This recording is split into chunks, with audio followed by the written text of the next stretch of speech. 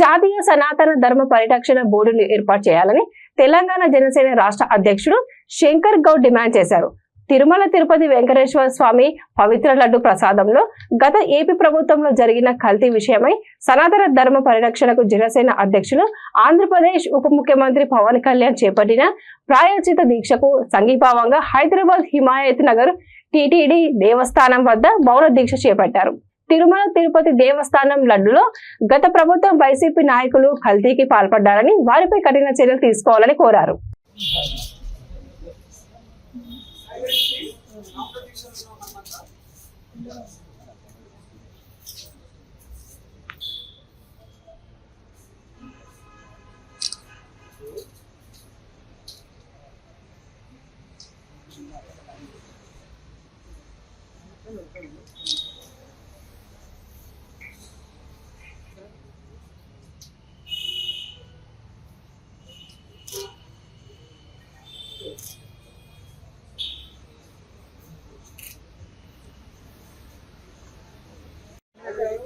జనసేన పార్టీకి సంబంధించిన మెంబర్స్ కానివ్వండి, తెలంగాణ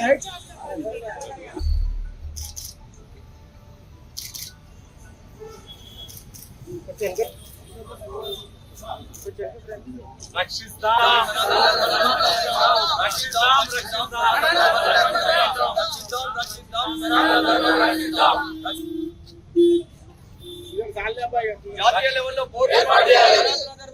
రక్షిద్దాం జాతీయ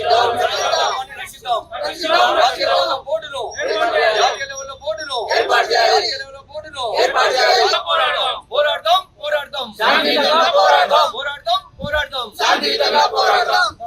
శంకర్ గౌడ్ జనసేన పార్టీ తెలంగాణ రాష్ట్ర ఇన్ఛార్జ్.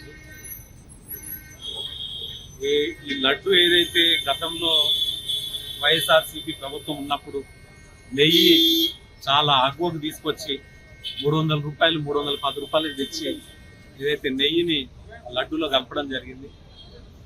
అంటే ఒక హిందువులకు ఎక్కడ కూడా రాష్ట్ర లడ్డు తిందామన్నా కానీ అక్కడ కూడా కల్తీ చేయడంలో వైఎస్ఆర్సీపీ టాప్ వల్ల ఉంది. లక్షల కోట్లు సంపాదించడం మరిగిరు కానీ ఎక్కడ కూడా అదొక ధర్మం. హిందువులు కొన్ని కోట్లాది మంది ఆ వెంకటేశ్వర స్వామి భక్తులు ఉన్నారు. ఆయన అంటే ఇష్ట దైవం వెంకటేశ్వర స్వామి ఈ దేశానికి కాదు యావత్తు ప్రపంచానికి అని తెలియదు వాళ్ళకి. వాళ్ళు కల్తీకి ఎగబడ్డరు కాబట్టి కల్తీగా లెక్కనే మొన్న ఏపీలో 11 సీట్లకు పరిమితం అయిపోయారు. ఒకసారి ఆలోచించాలి. మిగతా వాళ్ళు ఎవరైనా సరే తిరుమల తిరుపతి దేవస్థానం యొక్క ప్రతిష్టని కాపాడడానికి ప్రతి ఒక్కళ్ళు నడుము బిగించాలి, చైతన్యం అవ్వాలి. ఏదైతే మేము జనసేన పార్టీ అధ్యక్షుడు శ్రీ పవన్ కళ్యాణ్ గారు, ఆంధ్రప్రదేశ్ డిప్యూటీ సీఎం పవన్ కళ్యాణ్ గారు ఏదైతే కోరుతున్నారో సనాతన ధర్మ బోర్డు జాతీయ స్థాయిలో ఏర్పాటు చేయవలసిందే. ఎందుకంటే రాబోయే రోజుల్లో కొంతమంది దుర్మార్గులు ఈ రకంగా టెంపుల్స్లలో వాళ్ళ ఇష్టానుసారంగా ఏది పడితే అది చేయడానికి సంసిద్ధం అయిపోయారు. దేవుడు గుడి అంటే దేవుడి దగ్గర కూడా భయం లేకుండా పోయింది. వాళ్ళకి రాబోయే రోజుల్లో ఆ దేవుడు కూడా భయంకరమైన పనిష్మెంట్ ఆల్రెడీ ఇచ్చిండు. ఇంకా భయంకరమైన పనిష్మెంట్ ఇవ్వాలని వాళ్ళు జీవితంలో మళ్ళొక్కసారి వెంకటేశ్వర స్వామి కాదు ఎక్కడ ఏ గుడిలో కూడా తప్పులు చేయొద్దని నేను మీ ద్వారా తెలియజేస్తున్నాను. అటువంటి వాళ్ళకి పనిష్మెంట్ వస్తే మిగతా వాళ్ళకు కూడా తెలుస్తుంది.